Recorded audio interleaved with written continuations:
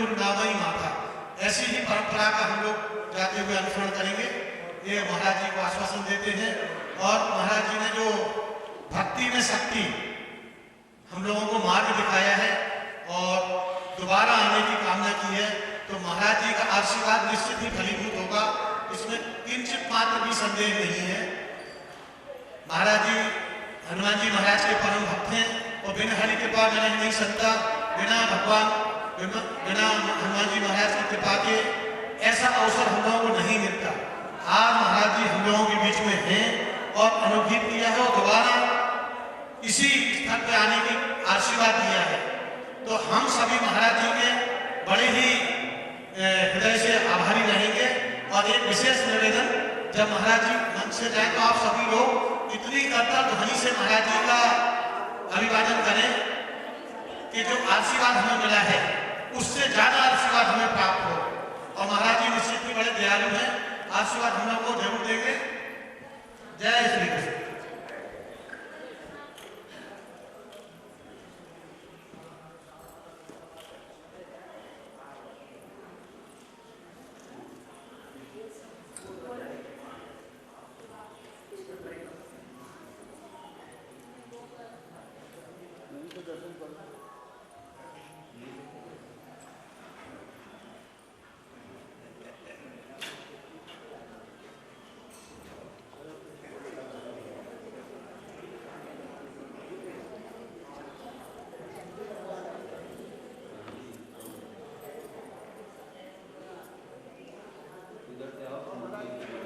बात हम लोगों के बीच में की है कि खुद तो तीर्थ किया जा सकता है, लोग अपने माता पिता को गुरुजनों को कराते हैं, लेकिन इतना बड़ा जनसमूह लेके तीर्थ कराना ये साधारण बात नहीं है। और हमारे पारिषद जी महाराज जी ने उनको जस्ट श्रवण कुमार जैसी उपाधि दे दी। हम लोग इनके जरूर किसी न किसी समय के ऋणी हैं, जो हमारे पारिषद जी श्री अशोक कुमार गुप्ता सूरपुरम झांसी हम लोगों को इस तीर्थ में लेके आए हैं। तीर्थ पर था, जैसे महाराज जी ने पहले दिन कहा था, ये तो सभी तीर्थों के स्वामी हैं, जैसे प्रयाग तीर्थों के राजा हैं, ऐसे ही देवीसारण तीर्थ पर विख्यात है, ये सब तीर्थों के स्वामी हैं। जब हमने स्वामी और वहां भी अपने हनुमान जी महाराज के पीठाधीश्वर श्री श्री बजरंगदास जी महाराज का आशीर्वाद लिया, उनके आशीष वचन सुने। और महाराज जी की भी दोनों बेटियों का नाम रिद्धि सिद्धि है और हमारे यजमान की भी दोनों पोतियों का नाम रिद्धि सिद्धि है। बड़ा ही संयोग है ये। श्री श्री 1008 बजरंगदास जी महाराज की, श्री श्री 1008 बजरंगदास जी महाराज की।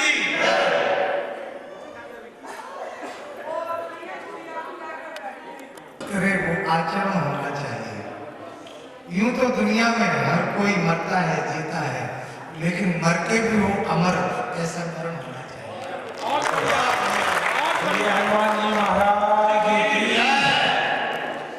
आप सभी से निवेदन है कि महाराज जी कार्यक्रम ऐसे समय निकाल के आए थे, जब चाहे तो सभी तालियों से कम 5 मिनट तक उनका अभिवादन करें।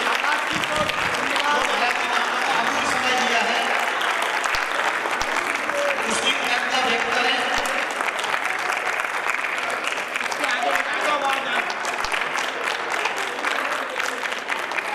महाराज जी के साथ सभी की इच्छा है, मैं भी साथ में आया हूँ।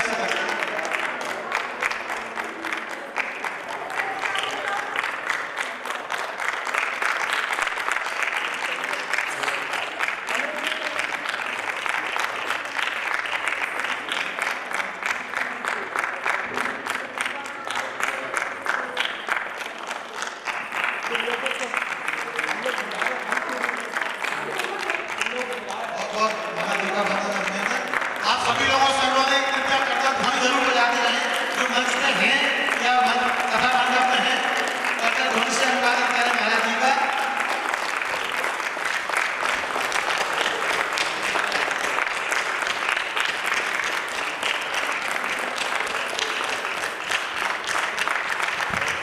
सभी लोग आगे की कथा हमारे व्यास जी महाराज विषय वस्तु को बीच में तो छोड़ा नहीं जा सकता है। प्रयास रहेगा मात्र 10-20 मिनट के अंदर हम विश्राम की ओर कथा को ले चलते हैं। अभी तक आपने भगवान के बड़े दिव्य पावन चरित्रों को श्रवण किया। अब हम आपको भगवान का एक ऐसा चरित्र श्रवण कराते हैं जिसमें कि भगवान का दीन बंधु नाम सार्थक।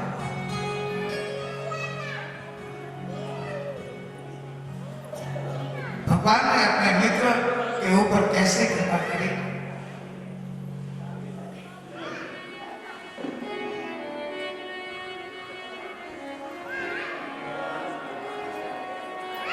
कृष्णस्यासीत् सखा कश्चित् ब्राह्मणो ब्रह्मवित्तमः इंद्रियार्थेषु प्रशान्तात्मा जितेन्द्रियः। भगवान के एक सखा थे बचपन के, गुरुकुल के सखा।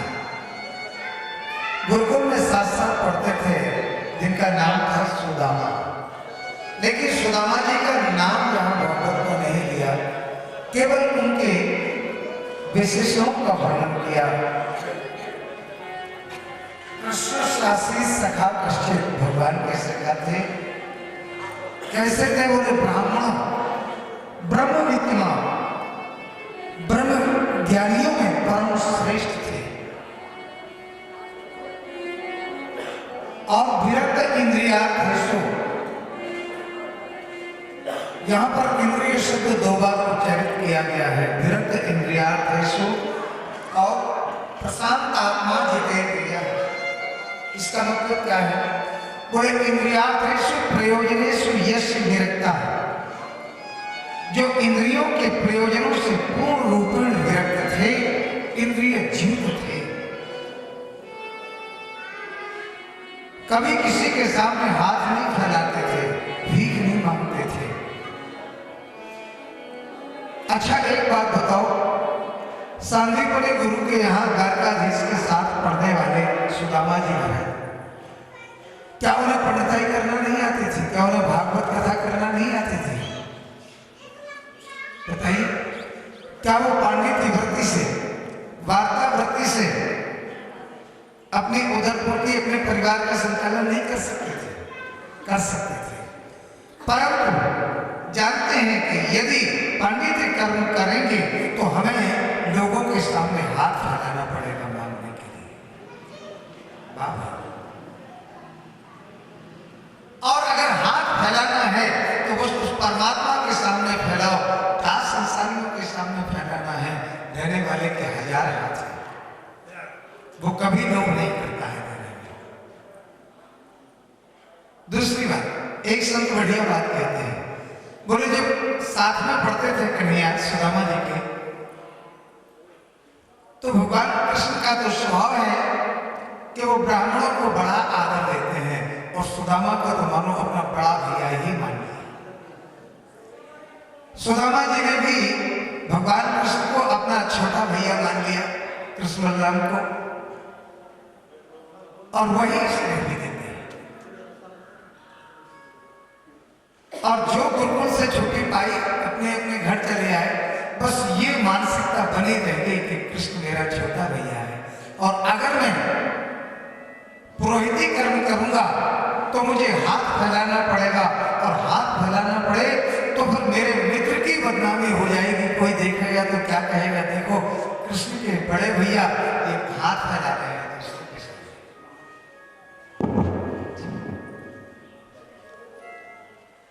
तो इस प्रकार से किसी के यहाँ भीख मांगने नहीं जाते हैं। जो कुछ भगवान ने घर बैठे दे दिया उसका लाख लाख धन्यवाद है। इनकी पत्नी का नाम है सुशीला। इनका गृहस्थ जीवन तो ऐसा विचित्र था कि बच्चे भूख के मारे अगर छटपटाने लगते, सुशीला से कहते माँ हमें भूख लगी है, कुछ खाने को दो। माँ कह देती है बेटा आज तो एकादशी है, आज कुछ नहीं खाया जाएगा। नहीं हो तो भी एकादशी है, कुछ है ही नहीं, क्या दे दे। बच्चे भूखे माँ के आंचल में सो जाते हैं। अब बताओ, जिस माता के आंचल में बच्चे भूखे सो रहे हों, क्या उस माता पिता को नींद आ जाए?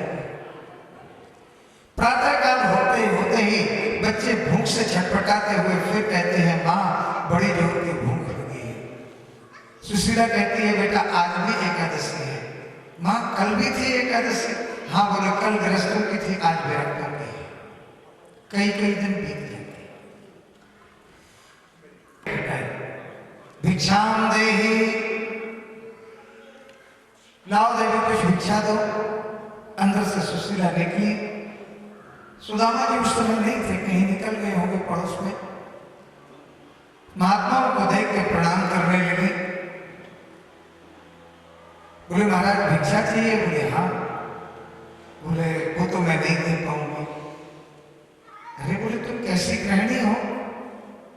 ऐसा संसार में कोई है जो अपने दरवाजे पर आए हुए अतिथि को खाली हाथ लौटा दे? नहीं महाराज वो बात नहीं है, मैं देना तो चाहती हूँ, लेकिन हमारे घर में एक व्यवस्था है। बोले क्या? बोले हमारे घर में सूतक लगा है और सूतक में दान दिया नहीं जाता है। अच्छा, वो सूतक कब दूर होगा? बोले ये कोई पता नहीं है। बोले ऐसा कैसा सूतक? अरे दो ही तो सूतक होते हैं, मृत्यु सूतक होता है या जन्म सूतक होता है। मृत्यु सूतक 13 दिन में उतर जाता है और जो जन्म सूतक होता है वो 10 दिन में दूर हो जाता है। और अगर मूल सूतक है तो फिर 27 दिन में तो दूर हो ही जाता है। लेकिन ये क्या मतलब हुआ कि कभी पता ही नहीं है कब उतरेगा? क्या हुआ है? बोले महाराज हमारे घर में बेटियां भी है। बोले उस बेटी का क्या नाम है? बोले उसका नाम है दरिद्रा देवी। हे भगवान, आप जो महात्मा और थे, आप उसमें बातें करने लगे। भैया देखो तो सही, ये कर्मों की गति देखो। एक गुरु के शिष्य एक साथ पढ़ने वाले, एक तो कहां द्वारका का राजा बना बैठा है और दूसरे की ये दशा। भगवान उस तरह के बोले तो ठीक है, जब ये सूतक उतर जाएगा तब दान दोगी? हाँ बोले तब। भगवान तो चले गए और महात्माओं के ये सब सुशीला के कान में पड़ गए। जो सुदामा जी आए, हाथ जोड़कर के सुदामा जी से बोली सुशीला, महाराज हमने सुना है कि कृष्ण आपके बचपन के सखा है। जो कृष्ण नाम सुना सो चौंक गए। देवी तुमने बिल्कुल सच सुना। हम लोग संग में पढ़ा करते थे गुरुकुल में, और सुशीला मालूम है कृष्ण हमसे इतना स्नेह करते, कृष्ण राम दोनों भैया हमें अपने बड़ों भैया मानते। जैसे गुरुदेव को प्रणाम करते ऐसे हमें प्रणाम करते दोनों भैया, बहुत स्नेह करते। और सचमुच मेरा छोटा ही भैया है।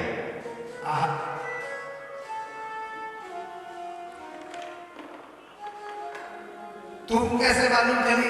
अरे बोले अबे महात्मा आए होते थे, बातें कर रहे थे।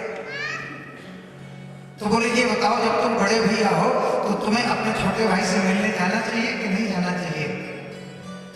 अब बोले सुशीला जब से गुरुकुल छूटा सब अपने अपने घर चले गए, पता लाए मेरे मित्र कहाँ हुए। बोले तुम्हें नहीं है मालूम, लेकिन हमें मालूम है।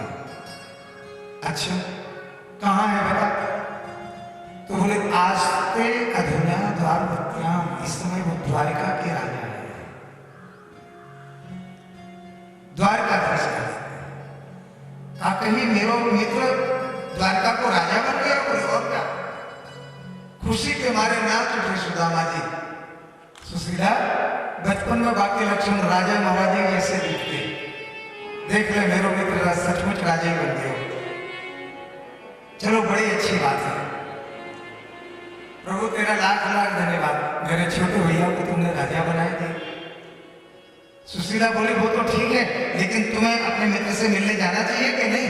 बोले देखो सुशीला, मिलने की मत कहो। नियम है, सदगुरुदेव के पास जाओ, किसी संत के पास जाओ, अपने मित्र के पास जाओ, कथा सत्संग आदि में जाओ तो कभी खाली हाथ नहीं जाना चाहिए। खाली जाओगे तो खाली ही लौटना पड़ेगा। अब हमारे पास कुछ है ही ना, हम कहाँ लेके जाएंगे, किससे मिलेंगे? बोले तो वो व्यवस्था मैं बना दूंगी। बोले ठीक है, चले जाएंगे। सुशीला गई, चार मुट्ठी चावल पड़ोस से मांग करके ले आई और एक फटे पुराने वस्त्र में पुटरियां छोटी सी बांध दी और पकड़ा दी सुदामा जी को। महाराज जाओ, ये हमारी तरफ से भेंट दे देना और मेरी तरफ से कुछ संदेश भी कह देना। बताओ सुशीला का क्या कहना है? बोले कह देना अपने मित्र से कि क्या मेरे घर में भी कभी द्वादशी आएगी? अरे एकादशी का बहाना लेकर कब तक बच्चों को भूखा सुनाना पड़ेगा? बस इतना कह देना। बोले ठीक है, कह दे। सुदामा जी चल दिए। मन ही मन सोचते जा रहे हैं, बड़ी दूर नगरी, बड़ी दूर नगरी, कैसे आऊं रे कन्हई, कैसे आऊं रे कन्हई, तेरी गोकुल नगरी, बड़ी दूर नगरी,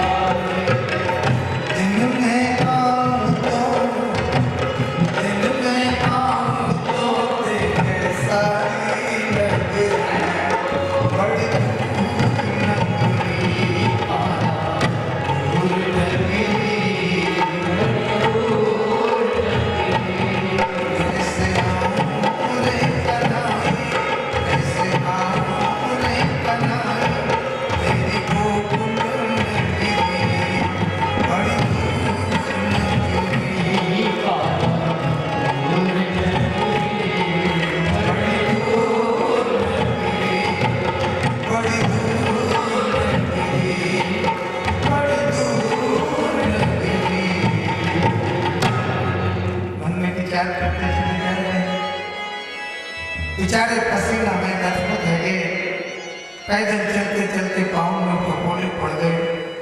हाथ थक के उस घनघोर जंगल में एक बरगद की छाया के नीचे लेट गए। बरगद का सिरहाना लगाए लोग, जो ठंडी ठंडी हवा लगी सो आई गई नींद।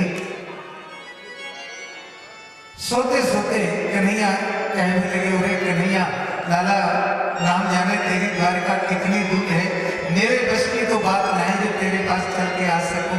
अब तेरी अटकी पड़ी हो तो तू मुझको बुलाएगा। तो एक तो कह के सोएंगे।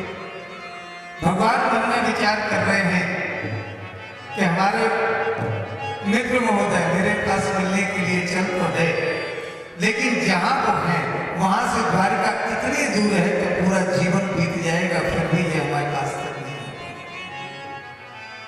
और भगवान को अपना सिद्धांत याद आ गया। भगवान कहते हैं, भैया जो तू आवे एक पग, मैं आऊं पग 60, और जो तू कर लो 800 तो मैं लोहे की लाठ।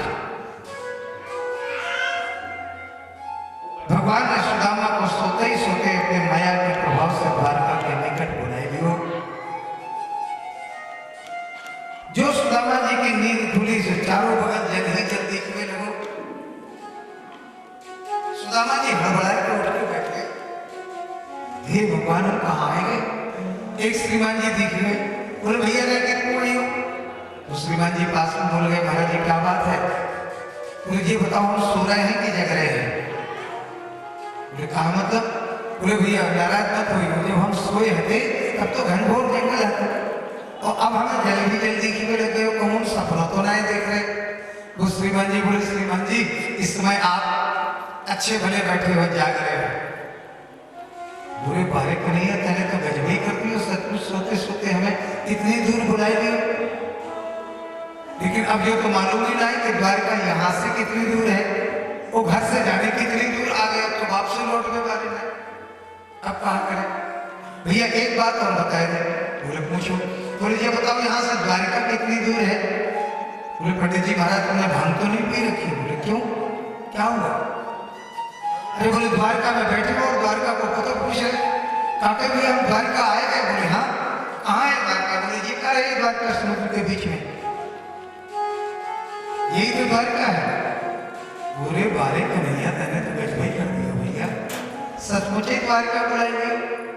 लेकिन अब चारों बगल अथाह जल दिखने लगो, सागर की उत्ताल तरंगें, रास्ता तो दिखा ही नहीं, अब कैसे पहुंचे द्वारका में। इतने में एक मल्लाह छोटी सी दौड़ कर दिए और पहुंच गया। आवाज लगाई, ए भैया को द्वारका जाने वाला हो तो आ जाए। सुदामा जी बोले भैया रुक जाइए मुख चलना है। लठिया टेक के भाई पहुंच गए और उस केवट की छोटी सी डोंगी में नौका में बैठ गए। उसने वो नौका चलाना आरंभ किया और जो अथाह जल राशि में नौका पहुंची, वो केवट बोला पंडित जी महाराज। बोले हाँ भैया। बोले जल्दी से उतराई निकाल ले। सुदामा जी घबराए गए, कहा भैया तुमको उतराई चाहिए का। बोले तो काफी भर में पार कर देंगे का। उतराई तो लेंगे, गिरो तो जो ही काम है। बोले भैया एक काम कर। बोले कहा काम कर। बोले हमें जहां से लेके आए हो वहीं छोड़। बोले क्या मतलब। बोले मतलब ये है कि हमारे पास कुछ देवी है ही नहीं, हम कहा जाए। बोले वाह भैया इतनी दूर बिठा के ले आए, फिर तुम्हें छोड़ दे जाएंगे और फिर लौट के आएंगे, काम हुआ पड़ेगा तुम्हें उतार। सुनो अब वापस तो हम छोड़ के बारे ना और बिना लिए गए किसी पार कर सके ना। तो बोले का समुद्र में डूबे देगा। बोले मल्लाह का धर्म कहता है कि जिसे वो अपनी नौका में बिठा लेता है, चाहे जैसा तूफान आ जाए, चाहे जैसी विषम परिस्थिति आ जाए, उसकी जान क्यों ना चली जाए, लेकिन वो पूरा प्रयास करता है कि हम यात्री को किनारे लगा दें, उससे बचा दें। मल्लाह कभी किसी को डुबाता नहीं है। और महाराज मैं बिना लिए भी पार कर नहीं सकता। अचानक कुछ याद आया।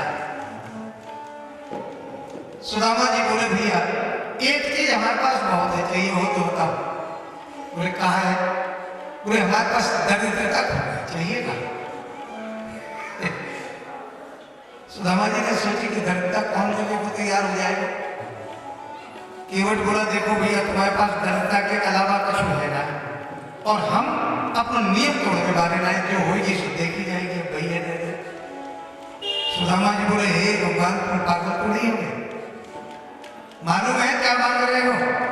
अरे दरिद्रता का मुख कैसा होता है, कोई मेरे जैसे से पूछे। अब जो होगी सो देखी जाएगी, अब नियम तो थोड़ा के बारे में। तो बोले भैया जैसे तेरी मर्जी बताओ कहाँ का। बोले समुद्र को जल हाथ में दे, हम संकल्प पढ़ेंगे। सुदामा जी ने हाथ में जल लियो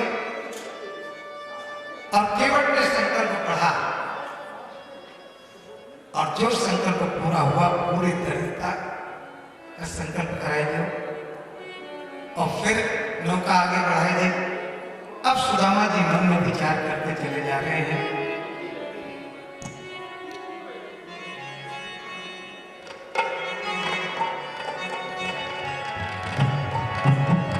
कहाँ जा छुपे हो, कहाँ जा छुपे हो प्यारे कन्हैया, मेरी उम्र सारी ढली जा रही। कहाँ जा छुपे हो प्यारे कन्हैया, मेरी उम्र सारी ढली जा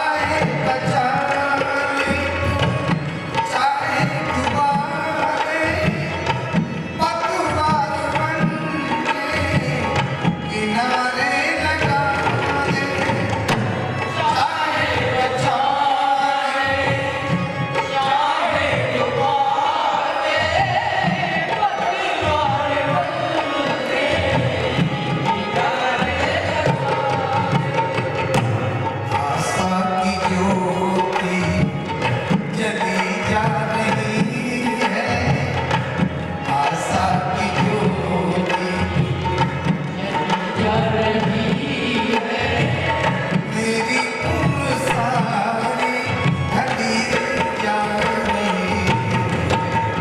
कहाँ जा चुके प्यारे कन्हैया तेरी उम्र सारी चली जा रही कहाँ जा चुके अरे श्याम सुंदर, आज तक मैंने तुमसे कुछ नहीं कहा। मुझे मालूम है कि तुम क्या नहीं दे सकते, लेकिन मैंने कुछ मांगा। लेकिन आज मांगने का मन कर रहा है, अगर हो सके तो दे दे। हमारे सुदामा जी क्या कह रहे हैं? फर्ज दोस्ती का, फर्ज दोस्ती का निभा ले कन्हैया, मुझे अपने घर पे बुला ले कन्हैया। फर्ज दोस्ती का निभा ले कन्हैया मुझे अपने घर पे बुला ले फर्ज दोस्ती का। ऐ शमशुदर, अगर तुमने अपना सच्चा मित्र हमें माना है, अपना बड़ा भाई माना है, तो आज उसकी परीक्षा की घड़ी है। फर्ज दोस्ती का निभा ले कन्हैया, मुझे अपने घर पे बुला ले कन्हैया। फर्ज दोस्ती का निभा ले कन्हैया मुझे अपने घर पे बुला ले किस्मत हमारी, किस्मत हमारी खुली जा रही है, किस्मत हमारी जा रही मेरी उम्र सारी ढली जा रही कहाँ जा चुके प्यारे कन्हैया, मेरी उम्र सारी ढली जा रही तेरे सहारे जीवन की नैया मझधार में चली जा रही कहाँ जा चुके कहाँ जा चुके कहाँ जा चुके कहाँ जा चुके। इस प्रकार से गुनगुनाते चले जा रहे और पहुंच गए द्वारिका। सुदामा ने नहीं समझ पाए कि ये केवट कौन है। कोई केवट भला ब्राह्मण से संकल्प लेगा, लेकिन सुदामा जी तो अपने मित्र के चिंतन में ऐसे डूबे गए हुए तो हो सही नहीं। ये केवट कोई और नहीं था, ये तो द्वारकाधीश ही थे। मानो द्वारकाधीश कहना चाहते हैं, भैया सुदामा, एक बार जो मेरी कृपा की नाव में बैठ जाते हैं, फिर उन्हें संसार में नहीं लौटना पड़ता। फिर तो हम उन्हें अपने घर बना के ही छोड़। बोलो जैसे केवट तो चला गया।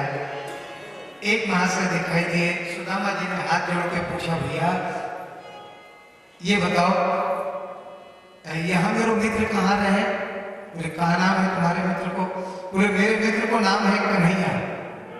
बोले कन्हैया नाम का तो कोई व्यक्ति नहीं है यहाँ, हम तो द्वारका के रहने वाले हैं। हे भगवान, सुशीला ने कौन गलत तो नहीं सुन ली? बोले हमने सुनी है भैया, वो तेरो महाराज है, तेरो राजा है। उससे वो बोला तुम कहीं हमारे द्वारकाधीश की बात तो नहीं कर रहे? हाँ बोले वही द्वारकाधीश द्वारकाधीश। अरे राम राम, कैसे उनको नाम लिया जाए? बोले तो कैसे लिया जाए? बोले बड़े विशेषणों से नाम लिया जाता है। श्री श्री 1008 श्री द्वारकाधीश कृष्णचंद्र जी महाराज। हे भगवान कितनों ने छोड़ो नाम है क्यों? अरे बचपन में जब संग में पढ़ते तो हम उनका नुआ कह के बुलाते, बड़ा खुश हो जाते। अच्छा तेरो महाराज कहाँ रहे? बोले जी जितने भवन है सब हमारे महाराज के ही है। राम जाने हम कौन के भवन में घुस जाएंगे, और हम कहा जाने कौन से भवन में रहे। तू खबर कर दे कि तेरे बचपन के मित्र सुदामा तो उससे मिलने आए हैं। कहा कहीं तो हमारे प्रभु के बचपन के मित्र हो? हाँ बोले मित्र हैं, बड़े पक्के मित्र हैं, संग में पढ़ा करते थे। उसने जाकर प्रभु को खबर करी, प्रभु आपके पास मिलने के लिए एक से एक महापुरुष आए, महात्मा आए, लेकिन जो आज आया है ऐसा मैंने अतिथि कभी नहीं देखा। क्या? शीश पगारा जगा तन में प्रभु, जाने को आई बस कहीं गाँव, धोती फटी सिलटी दुपटी, और पाए उपान की नहीं साना, द्वार खड़ो द्विज दुर्बल एक, रहो चक्षु वसुधा अभिरामा, पूछत दीन दयालु को धाम, बतावत आपनो नाम सुदामा। जो सुदामा शब्द कान में पड़ा, भगवान ने तो छलांग लगाए दे सिंहासन से, दौड़ पड़े मित्र से मिलने के टाइम। इधर सुदामा जी सोच रहे हैं, नाम तो सुन लियो हो, सोच रहे हो कौन सुदामा? बचपन के बिछुड़े जो हैं, अब राम जाने पहचाने को कि नहीं, लेकिन पहचान तो देखो। इतने में सामने से आते घाट का दृश्य दिखाई दे गए। भगवान दोनों भुजाओं को फैलाए हुए दौड़े चले आ रहे हैं, और सुदामा जी रास्ता छोड़ते चले जा रहे। सुदामा को कहा खबर के इस प्रकार हमसे मिलते आए हो। भगवान पास में आए और दौड़ करके भुजाओं से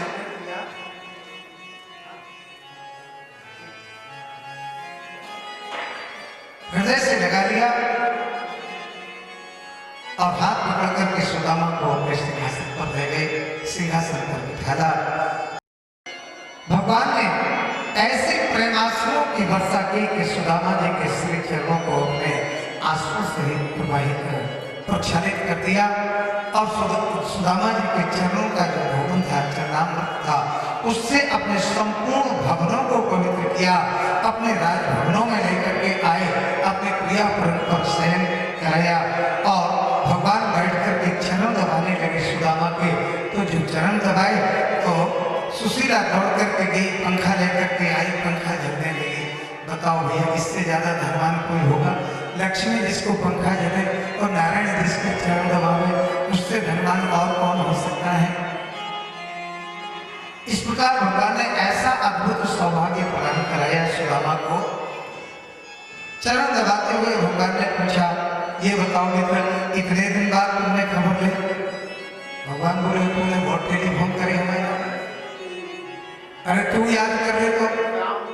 अरे बोले तुम बड़े भैया हो, हमसे भूल हो गई तो कोई बात नहीं, लेकिन तुम्हें गलती नहीं करना चाहिए।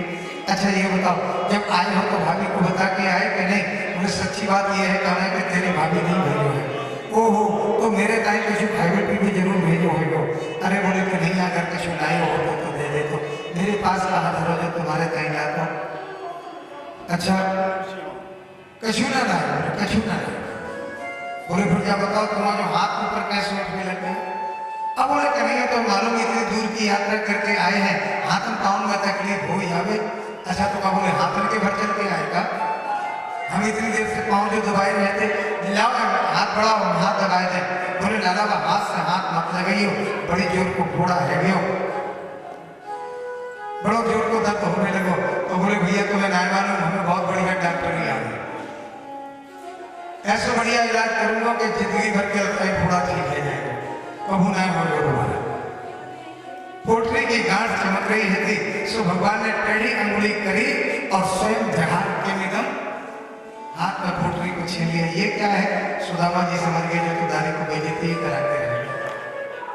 भगवान ने पोटली खोली, एक मुट्ठी चावल मुट्ठी में हाथ में दिया, और अपने मुख में डालते हुए एक लोक की संपत्ति प्रदान कर दी। और जो दूसरी मुट्ठी भरी सो दौड़ करके हाथ पकड़ लिया रुक्मिणी ने। मानो रुक्मिणी है लक्ष्मी, सब समझ रही है कि भगवान ने एक मुट्ठी चावल में एक लोक की संपत्ति दे दी, 2 मुट्ठी चावल खाएंगे सो 2 लोक की संपत्ति दे देंगे, और 3 मुट्ठी खाएंगे चावल सो 3 लोक की संपत्ति दे देंगे। अब लोक है केवल 3 और चावल है 4 मुट्ठी, क्योंकि चौथी मुट्ठी में आज बलि की स्थिति पैदा कर देंगे क्या? सब कुछ दे देंगे। प्रभु जरा ध्यान दो, बहुत बड़ा हुक्म है, सब कुछ दे के खुद सुदामा बनना चाहते हो क्या? अब क्यों हाथ पकड़ा देते द्वारकाधीश प्रभु जाने या रुक्मिणी जाने, ये तो संतों के भाव हैं। भगवान ने रुक्मिणी से कहा जाओ सबको कह दो कि हमारे मित्र को प्रणाम कर जाओ। भगवान ने सुदामा से कहा मित्र इतनी बढ़िया प्रसादी लाई थी, हमें छुपा रहे थे, अच्छा ये बताओ भाभी ने कुछ संदेशा भी भेजा है? बोले हाँ भेजा है। 1 मास 2 पाख में 2 एकादशी हो, मेरे घर गोपाल जो नित्य एकादशी हो।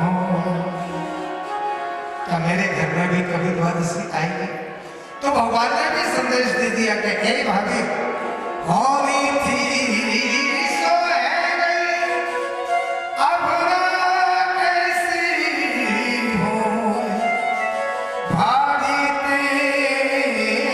तेरी भवन में नित्य द्वादशी हो।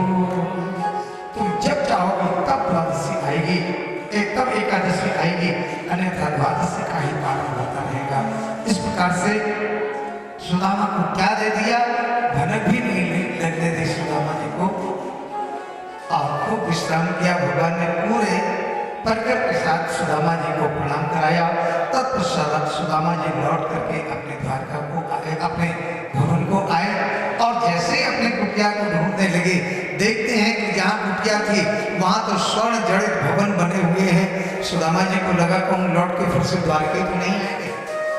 ये सोने के भवन तो द्वारका में देखे थे हमने अपने मित्र के, बड़े बड़े अक्षरों में लिखा, स्वर्ण अक्षरों में सुदामापुरी। हे भगवान, घूर के चारों तरफ देखने लगे, इतने में एक दासी की दृष्टि पड़ी, सो दौड़ी दौड़ी सुशीला के पास गई। महारानी, एक भिखारी फटे पुराने वस्त्र पहने और आपके भवनों को घूर के देख रहा है। जो सुशीला ने झांक करके अंदर से देखा, पहचान गई। ओह चलो चलो स्वागत की तैयारी करो, यही हमारे पतिदेव हैं। बढ़िया गहने जेवर पहने, बढ़िया वस्त्र अलंकार पहने, सोने की थाली सजाई, सखियों से आवृत होकर के छम छम करती चली आई। 1.5 हाथ को लंबो घूंघट डाले। देखो भैया, जब धन संपत्ति आती है जीवन में तो चाल ढाल बोल चाल सब कुछ बदल जाता है। छम छम करती हुई धीरे धीरे सुशीला बाहर निकली। सुदामा जी की धड़कन तेज हो गई। राम राम, ये देवी कौन है जो हमारी तरफ चली है? परंतु जो सुशीला पास में आई, सुदामा जी को गुस्सा आ गई। हे देवी, पूरी रास्ता तो छोड़ दी, जो छाती पे चढ़ी चली आएंगी, आंखें फूट गई, का दिखे ना रास्ता। तब सुशीला ने घूंघट ऊपर उठाया, बोले बा महाराज, अच्छे मित्र से मिल भी गए, अपनी पत्नियों ये भूल गए। जो आवाज कान में पड़ी, पहचान गए, ओहो ये तो सुशीला है। सुशीला, तेरे इतने लंबे लंबे 2-2 चुटीला, कहाँ तो महीनों बीत जाते, कंघी नहीं होती बालों में। ये सब ठाट बाट, ये गहने आभूषण, ये भवन, ये सब किसके हैं? बोले भला मैं किसके पास मांगने जाती? ये तुम्हारे मित्र द्वारकाधीश ने तो भेजो है। कहा कहीं द्वारकाधीश ने भेजो? बोले हाँ। सुदामा जी गदगद हो गए। देखा मेरे मित्र की बात, तुम्हें धन की जरूरत थी सो तुम्हें धन दे दिया, हमें अपने मित्र की जरूरत से हमें अपना मित्र मिल गया। अब हमें इसके अलावा कुछ नहीं चाहिए। बोलिए द्वारकाधीश भगवान की। इस प्रकार सुदामा जी का पावन चरित्र श्रवण कराया। तत्पश्चात एक बार कुरुक्षेत्र में भगवान ने अपने ब्रजवासियों को दर्शन दिया। 100 वर्षों के बाद सबको अपने दर्शनों से अनुग्रहित किया। सबका जो 100 वर्षों का वियोग था वो अपने उपदेश के द्वारा वो वियोग से उन्हें मुक्ति दिलाई। तत्पश्चात वहाँ रह करके अपने पिता को भागवत धर्म का उपदेश दिलाया।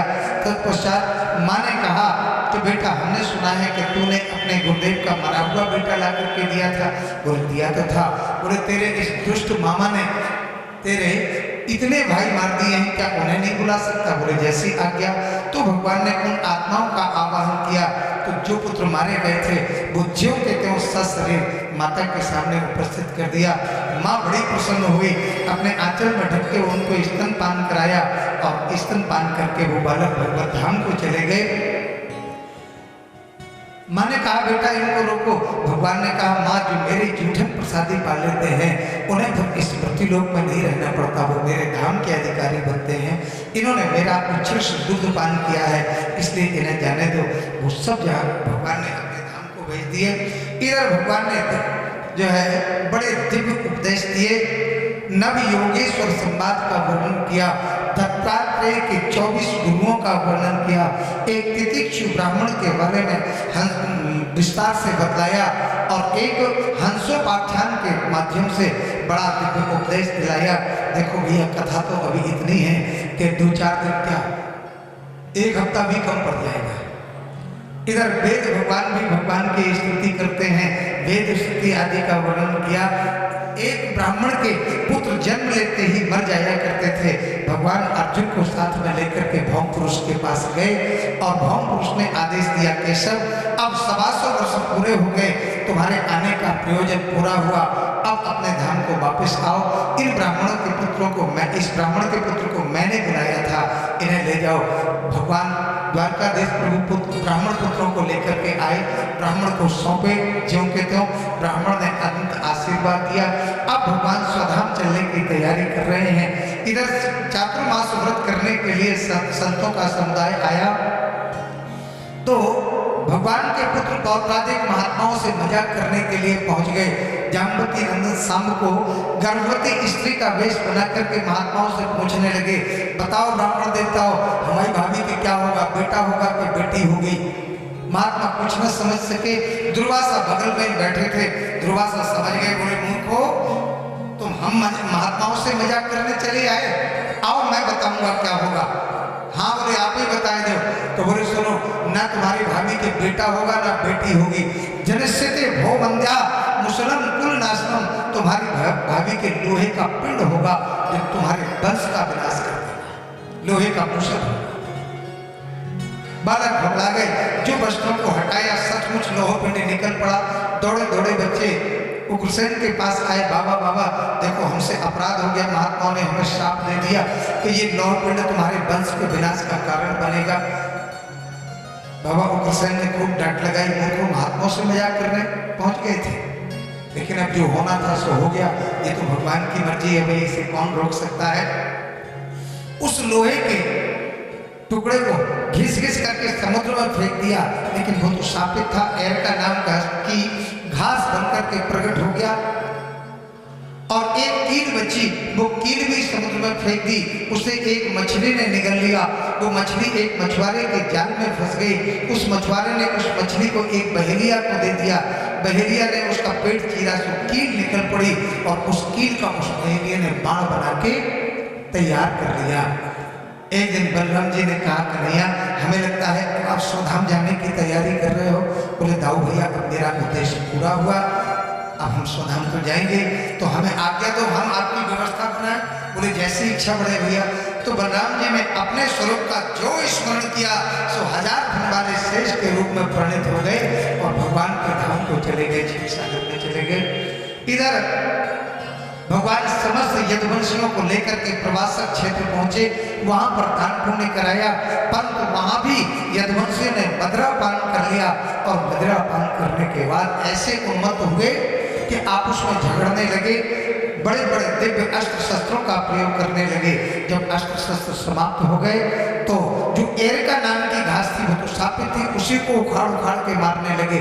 वो जहां शरीर से टच हो जाती वहीं से शरीर कट जाता। देखते देखते सार काल के गाल में समा गए, केवल चतुः पंचाव शेष था, 4-5 शेष बचे। अब आकाश मार्ग में देवता छा गए हैं। देखें भगवान स्वधाम कैसे जाते हैं। भगवान ने अपने हाथों ही अपने वंश का विनाश करा दिया, कहीं कल के दिन मेरा वंश ही धरती पर भार बोझ न बन जाए, इसलिए सबको अपने परम धाम को भेज दिया। तत्पश्चात भगवान एक पीपल के वृक्ष का सिरहाना लगा करके और लेट गए। ठीक उसी क्षण वो बहेलिया शिकार खेलने के लिए निकला। भगवान ने अपने बाएं घुटने पर दाहिने चरण को रखा हुआ था। दूर से उसे भगवान का श्री चरण मृग के मुख की तरह दिखाई दिया। तो उस बहेलिये ने भ्रम में आकर के मृग का मुख समझ करके बाण मार दिया। जो बाण भगवान के श्री चरण में आकर के लगा, जो चरण में आकर के बाण लगा तो रक्त प्रवाह होने लगा। बहेलिया ने आकर देखा से दुखी हो गया, चरणों में गिर पड़ा, बोले प्रभु क्षमा करो, हमसे अपराध हो गया। भगवान बोले चिंता मत करो, एक बार तुम्हें हमने छुप के मारा था बाण, आज तुमने बदला ले लिया। सब मेरी इच्छा से हो रहा है, घबराने की जरूरत नहीं है। जाओ मेरे परम धाम को सो से अपने धाम को भेज दिया। दारुक नाम के साथी को बुला करके कहा जाओ द्वारका में जाके खबर कर दो कि आज से द्वारका 7वें दिन समुद्र में डूब जाएगी, जहां जाना हो जिससे चला जाए। इस प्रकार से जब भगवान का शरीर का विलय होने लगा तो बाबा सुखदेव कहते हैं परीक्षित कोई न देख सका कि भगवान कहाँ चले गए। अचानक भगवान का जो बपू था, जो देह था, वो एक तेज एक दिव्य प्रकाश के रूप में परिणत हो गया। और बाबा सुखदेव कहते हैं परीक्षित वही प्रकाश श्रीमद् भागवत के रूप में परिणत हो गया। इसलिए श्रीमद् भागवत को कहते हैं तेने वाङ्मयी मूर्ति प्रत्यक्षा वर्तते हरे। श्रीमद् भागवत महापुराण कोई पुस्तक नहीं है, ये गोविंद का ही साक्षात शब्द विग्रह है, जो जीवों का कल्याण करने के लिए, कलिकाल के प्राणियों का उद्धार करने के लिए भागवत के रूप में हम और आपके सामने उपस्थित है। जो व्यक्ति भागवत पढ़ते हैं, जो व्यक्ति भागवत की कथा सुनाते हैं और जो भक्त भागवत की कथा सुनते हैं, उन्हें साक्षात भगवत दर्शन का फल प्राप्त होता है। उन्हें गोविंद की कृपा से परम धाम की प्राप्ति होती है। उन्हें फिर इस मृत्यु लोक में भटकना नहीं पड़ता है। जो ना पढ़े वो सिर्फ भागवत को अगर प्रणाम भी करते हैं तो उन्हें वही गुण की प्राप्ति होती है, क्योंकि ये साक्षात भगवान का शब्द विग्रह है। बोलिए भागवत भगवान की। इस प्रकार से भागवत का सत्र संपन्न हुआ। और क्या पूछना चाहते हो परीक्षित? बोले अब कुछ नहीं पूछना है, अब तो तक्षक नाग आता होगा, हमें डसेगा और हम मर जाएंगे। अरे बोले कैसे मूर्खों जैसी बातें करते हो? अच्छा ये बताओ आग कभी मरती है? बोले नहीं मरती है। बोले आकाश कभी मरता है? बोले नहीं मरता है। धरती कभी मरती है? बोले नहीं मरती है। हवा कभी मरती है? बोले नहीं मरती है। बोले जल कभी मरता है? बोले नहीं मरता है। बस तो बोले इन पांचों से बना हुआ तत्व ये शरीर है, इसमें मरने वाली कौन सी वस्तु है? अरे ये तत्व तो अपने अपने परम तत्व में विलीन हो जाते हैं। जैसे आपने देखा हो जब दीपक बुझने लगता है तो दीपक की लौ दीपक का साथ छोड़ देती है, ऊपर उठ जाती है धुएं के साथ, और फिर वो प्रकाश कहाँ गया कुछ दिखाई नहीं देता है, माने वो अपने महातत्व में विलीन हो जाता है। उसी प्रकार से ये पांचों तत्व अपने अपने तत्वों में विलीन हो जाते हैं। जीवात्मा परमात्मा में लय हो जाता है। अब मरने वाला कौन है? मरता तो सिर्फ अज्ञान है। ऐसा दुख उपदेश दिया, सो चरणों में गिर पड़े। परीक्षित बोले गुरुदेव अब मैं समझ गया कि हम तो अजर अमर हैं, उस परमात्मा के अंश हैं, और ये देह का संबंध मुझसे कुछ भी नहीं है। ये तो एक किराए का मकान है। जैसे भवन पुराना होता है ऐसे ये भवन पुराना हो जाता है, लेकिन रहने वाला तो अजर और अमर है। वो काय को पुराना होगा? वो तो ईश्वर का अंश है जो परमात्मा में मिल जाता है।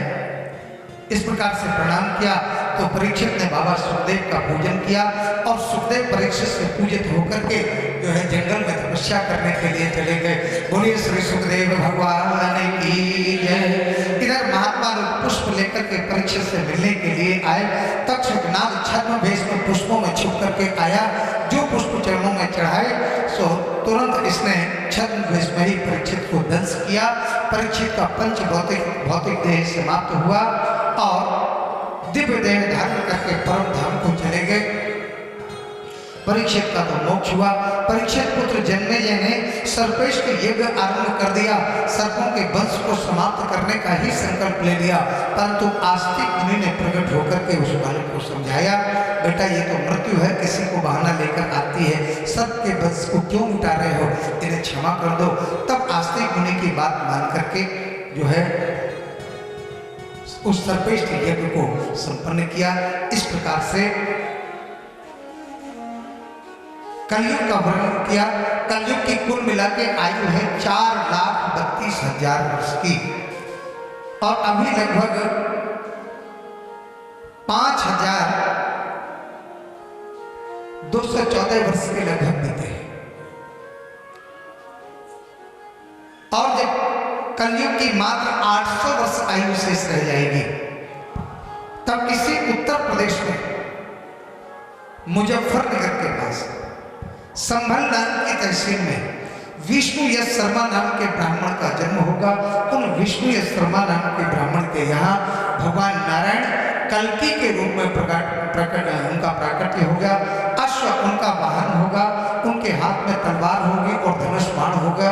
वो संतों को संरक्षण प्रदान करेंगे और दुष्टों का संहार करेंगे। उस समय मनुष्य की आयु मात्र 20-30 वर्ष रह जाएगी। धर्म कहीं देखने को नहीं मिलेगा। तब जो है धर्म की स्थापना करते हुए बद्री विशाल की भूमि में जाएंगे कल्कि भगवान, और वहां पर आज भी देवापी और मरु नाम के 2 राजा तपस्या कर रहे हैं जो सत्युग के ही हैं। उन्हें जब समाधि से जगाएंगे तब देवापी से सूर्यवंश और मरु से चक्रवंश की स्थापना होगी। वहीं कलयुग समाप्त हो जाएगा और सतयुग आरंभ हो जाएगा। श्रीमद् भागवत में 18,000 श्लोक हैं, 335 अध्याय हैं और 12 स्कंद हैं, जो कि विगत 7 दिनों में जितना समय रहा तदनुसार मैंने आपको श्रवण कराया।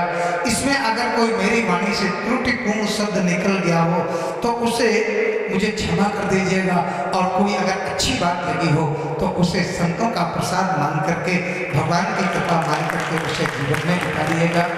और मैं व्यासपीठ पर बैठ करके आपको ये आशीर्वाद प्रदान करता हूँ कि जब तक आपका जीवन है तब तक जिस प्रकार से द्वारकाधीश ने सुदामा को दिया, उसी प्रकार से हमारे यजमान परिवार को, हमारे अशोक गुप्ता जी के परिवार को और जितने भी श्रोता हैं उन सबको के ऊपर द्वारकाधीश ऐसे ही कृपा करे जैसे सुदामा के ऊपर करी। और देखो भैया,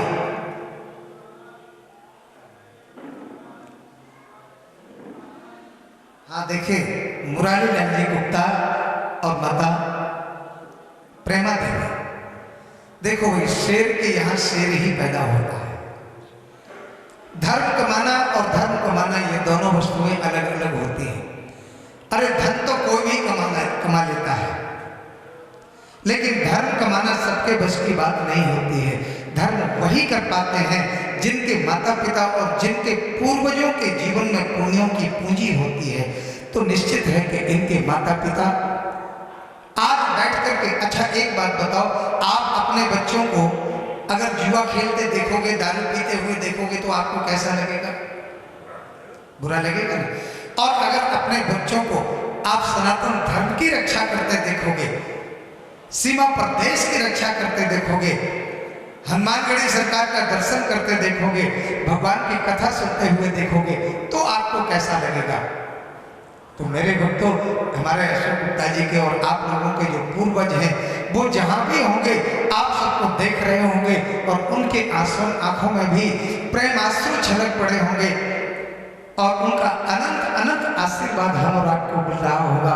प्रभु से धन्यवाद दे रहे होंगे कि प्रभु हमारे आने वाली सैकड़ों पीढ़ियां इसी प्रकार से शुभ कर्म करती रहें, सदमार्ग का अनुसरण करती रहें। और देखो भैया, हम आप सबको भी धन्यवाद देते हैं। यद्यपि मैं क्या धन्यवाद देने लायक हूँ और क्या मैं कथा सुनाऊंगा, हमें कथा कहना आती कब है। ये तो श्याम सुंदर पाराशर जी और पूज्यपाद विष्णु आश्रम जी महाराज सुल्तान ऐसे ऐसे महापुरुषों के श्री चरणों की रज का प्रभाव है, इनके संग का प्रभाव है। जो महापुरुषों से सुना वो मैंने आपको सुनाया। और मेरे भक्तों